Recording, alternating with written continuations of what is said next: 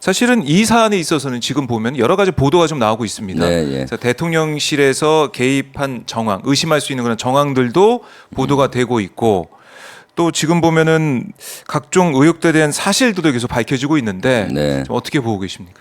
지금 뭐 이러한 사건들이 사실 일파만파 번지고 있잖아요. 네. 대통령과 측근들이 사실은 호미로 막을 수 있는 거를 가래로도 막지 못하게 지금 해놓은 거지 않습니까? 네. 사실 해병대 전 수사단장이 수사한 결과들을 장관이 결재해서 그대로 갔으면 문제가 없는 것인데 그 외압에 의해서 그것이 하루 만에 바뀌어졌고 네. 그걸 또 은폐하려고 계속 키운 것 같아요. 예를 들면은 박정원 전 수사단장 입을 막기 위해서 네. 뭐 항명죄, 집단 항명죄로 입건하고 항명죄로 재판을 받게 하지 않나. 네. 또는 임성근 사단장 같은 경우 구하려고 수사 외압으로까지 이어지는 그런 형태를 보여주고 있잖아요. 네. 그리고 이종섭 전 장관은 핵심 피해자이면서 핵심 증인이기도 한데 이러한 것들을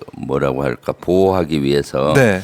해외로 도주시키기도 하고 또 출국 금지를 보수돼서. 풀기도 하고 예. 뭐 이런 모습들을 보여주고 있지 않습니까? 아. 그러니까 사실 그러면서 점점 국민의 분노 게이지를 점점 올리고 있고 또 윤석열 대통령 자신이 대선 때 표방했던 공정과 상식 네. 그걸 스스로 부인하는 꼴이 되는 거죠. 그래서 꼬리에 꼬리를 무는 의혹들이 이제 점점 사실로 되어 가고 있잖아요. 사실로 되어가고 있다. 박정원 전 수사단장의 재판 과정, 네. 공수처의 수사 과정을 통해서 점점점 퍼즐이 맞춰지고 가고 있고 대통령에게도 대통령실과 대통령께 그 하살이 점점 옥죄지고 있는 거죠.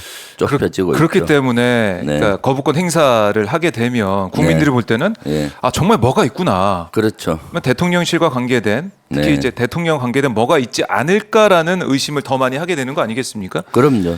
대통령 자신이 한 얘기가 특검을 거부한 자가 범인이다. 그렇죠. 라는 토로 얘기했지 않습니까?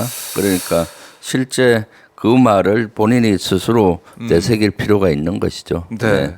거기다가 지금 보면은 재판까지 방해한다는 의혹이 불거져 있는데 그렇죠. 정종범 해병대 이사단장이 박정훈 전 수사단장 항명 혐의 재판에 나오지 않았다. 네. 여기에 대해서 많은 분들이 이거 결국 재판 방해하는 거 아니냐 이런 지적을 하더라고요. 그렇죠. 사실 군인들 같은 경우는 지금 사단장이잖아요. 정종범 사단장 네, 같은 이사단장. 경우는 재판에서 부르면은 통상 나가죠. 군인들은.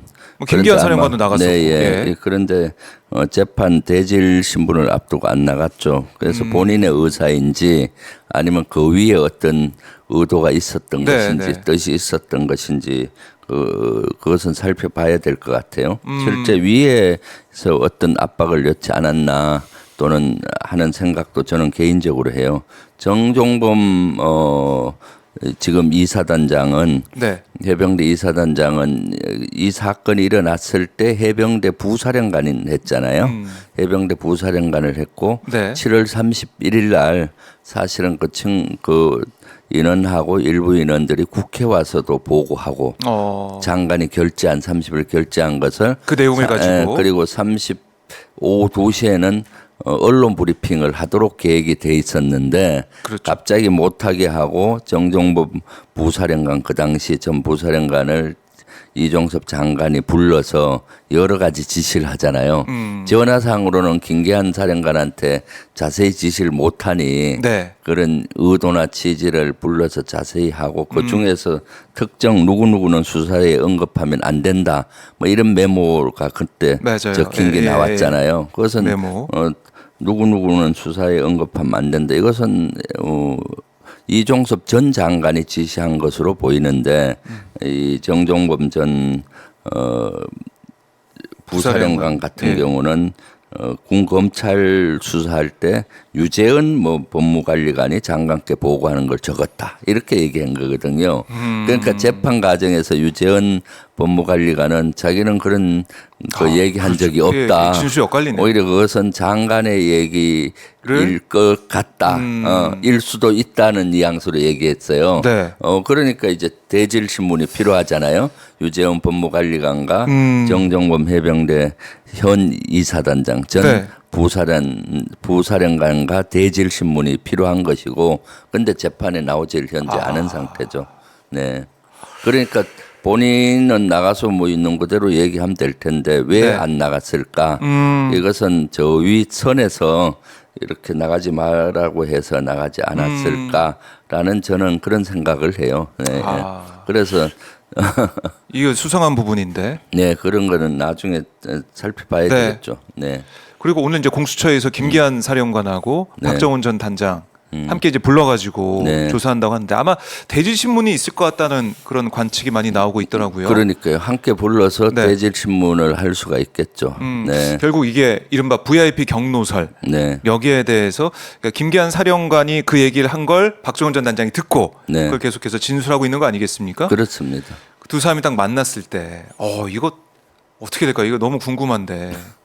참 김기한 사령관이 안 한 말을 박정훈 전 단장이 그렇게 묘사를 하면서 지어낼 수 있을 것인지 이런 의심이 우리가 계속 있었던 거죠. 그러니까 박정훈 전 단장의 진술에 우리가 많은 신빙성을 두고 있는 거 아니겠습니까? 네. 그런 가운데 김기한 사령관이 오늘 박정훈 전 단장을 만나게 됐는데 또 어떻게 얘기를 할까? 네. 조사에 임할까? 이거 너무 궁금합니다.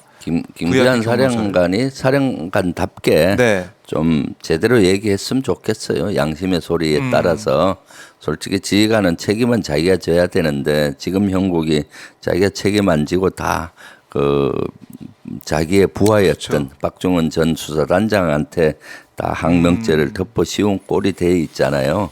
그러니까 지금이라도 늦지 않았으니까 네. 김기한 전 지금 현 사령관은 그런 것들을 좀 양심의 소리에 따라서 자기가 떳떳이 책임을 지는 모습을 보였으면 좋겠어요. 지금 이게 뭔 창피입니까, 솔직히. 사령관과 현 해병대 대령이 대질 신문을 받고 예를 들어서 서로 이렇게 법정에서 다툼이 있고 하는 것은 네. 진짜 군 입장에서 보면 군기강무연이나 여러 면에서 명예라든가 이런 것들이 실추되고 있는 거잖아요. 네. 이것은 제가 봤을 때 공명정대하게 법을 집행하려고 하고 수사를 하려고 한 사람을 이렇게 억울하게 덮어 씌우고 나머지 사람들은 다 책임 회피성으로 보이는 것 같은데 네. 예, 지금이라도 좀 그런 걸 제대로 밝혔으면 좋겠어요. 네, 그래요. 사령관과 대령 네, 전 수사단장이 한 조사실에 앉아가지고 한 사람은 거짓말하는 거 아니겠습니까? 어쨌든. 그렇죠. 그러니까 얼마나 괴로울까요? 저는 해병대 사령관은 참 괴롭겠다라는 생각을 해요. 오히려 박정훈 대령은 떳떳할 것이고, 네, 예, 그렇게 저는 개인적으로 생각을 합니다. 네, 그러니까요. 지금 사성 장군, 그러니까 지휘관도 해 보셨으니까 네, 그 심정 또 그 상황 이제 머릿속이 좀 그려지는데 얼마나 또 힘든 시간일까 생각이 네, 드는데 예, 해병대 사령관 김기한 사령관이 이제라도 진실의 문을 좀 열었으면 좋겠다 이런 생각하고 계시는군요. 그렇죠. 네, 알겠습니다. 재판 과정도 있고 또 수사 외압 의혹에 대한 공수처의 수사도 진행되고 있는데 수사 외압의 키맨 김기한 사령관 어떤 입장을 낼지 좀 보겠습니다.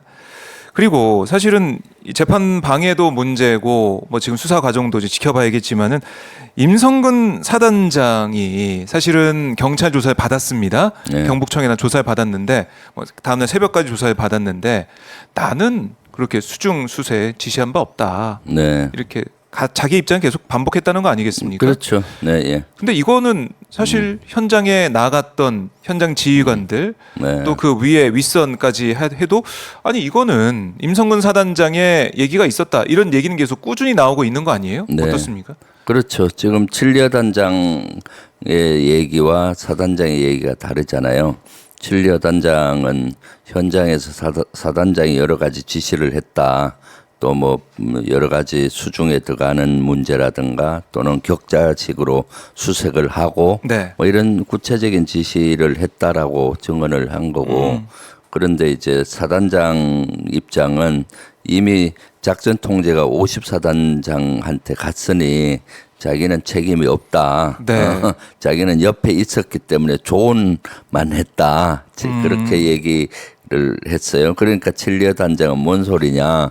그 54단장하고는 작전 통제한다는 사단장하고는 어떤 회의한 적도 없고 또 현장에 나와서 54단장이 작전 지도를 한다든가 이런 적도 없었다라고 해서 서로 의견이 다툼이 있는데 네. 저는 7려 단장의 말이 무게를 두고 있어요. 왜냐하면은 왜요? 이때 예천에 그 실종자 수색 작전을 가서 첫날 18일 날이 첫날인 걸로 알고 있는데 네. 첫날 임성근 사단장이 포항에서 끝까지 가서 현장을 둘러보면서 이것저것 지시를 했어요. 현장에서. 그럼 사실 그때는 현장 작전에 대한 대민 그 실종자 수색 작전에 대한 지시를 하면 안 돼요. 원래는 54단에 넘어갔기 때문에. 그런데 이것저것 지시한 증언들이 다 나오는 것이고 네. 그리고 당연히 사단장이 와서 이렇게 하라 저렇게 하라 그 하면 지시로 그거 받아들이는 거. 지시죠. 그 당연히. 지시 네, 예. 이게 통제권이 육군에 있으니까 전 안 듣겠습니다. 이렇게 못 하잖아요. 그러니까요. 현장에서. 예, 예.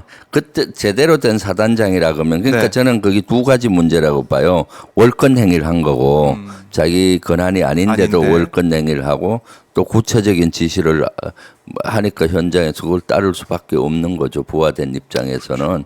그래서 저녁에 회의할 때도 보면은 여러 가지 뭐 복장을 통일하라, 장화를 신고 들어가라, 뭐 전투화가 아닌데 장화를 신고 들어가라, 뭐 이런 정황들이 여러 가지로 대대장이나 뭐 대대장 카톡방 이런데 그런 내용들이 많이 나오고 있거든요. 네. 그러니까 지금 사단장은 자기가 살기 위해서 이것도 책임 회피식으로 빠져나가고 있어서 보기가 너무 안 좋죠. 네. 다 책임은 밑에 부하에게 그렇네요. 네, 본인만 이렇게 싹 빠져나가려고 하고 있고 네. 사단장도 그렇고 사령관도 그렇고 네. 국방장관도 그렇고 네. 다들 어떻게 보면은 누군가의 지시, 누군가의 얘기를 듣고 결제한 네. 것도 뒤집고 VIP 경로설까지 얘기가 나오고 있고 사단장은 지금까지 나는 지시한 바가 없다, 지휘권이 없다 이런 얘기를 하고 있는 모습. 결국에는 참 네. 순직한 최혜병, 네. 그다음에 이걸 수사해서 넘겼다가 항명죄로 재판받고 있는 네. 박종훈 전 단장. 그러니까요. 열심히 애를 쓴 자신의 임무에 충실하게 노력을 했던 그런 군인들만 지금 피해를 보고 있는 것 같습니다. 지금 실질적으로 그렇죠. 열심히 노력했던 수사를 철저히 했던 박종훈 전 수사단장 네. 그리고 그 말단에서 열심히 했던 초급 지휘관들이나 뭐 지휘관들 또는 장병들만 지금 힘들어하는 거고 위에 책임져야 될 사단장, 뭐 여단장 또는 사령관, 네. 뭐 국방부 장관 이런 분들은 다 책임을 삐껴가려고 지금 노력 중에 있잖아요. 그리고 그것을 또 보호하려고 위에서는 더 뭐 대사로 임명을 하니 뭐 그렇죠. 출국 보수대사. 금지를 푸니 뭐 등등 생 난리를 하고 있는 거죠. 그렇죠. 그리고 네. 국방부 전 네. 차관, 신범표 네. 차관은 출마까지 했었고 임종득 네. 전 네. 차장은 국회에 이제 입성을 하는 거 네, 아니겠습니까? 입성하고 하죠 이번에. 이거는 그래서 결국 뭐 야당에서 어제 야 7당이 대통령실 앞에 가가지고 네. 거부권 행사하지 말라. 거부권 행사하면은 그건 네. 국민들이 거부를 할 것이다. 강하게 경고를 했지 않습니까? 네, 그렇죠. 이건 국민들 그냥 넘어갈 수가 없는 사안 같아요. 네, 그럼요. 넘어갈 수가 없죠. 이것은 이거는- 만약 거부권 행사한다면은 네. 정권 몰락의 시초가 될 거라고 전 봐요. 정권 몰락의 네, 시초. 네. 우리 국민들과 우리 전체가 똘똘 뭉쳐서 이건 꼭 관철을 시켜야 되죠.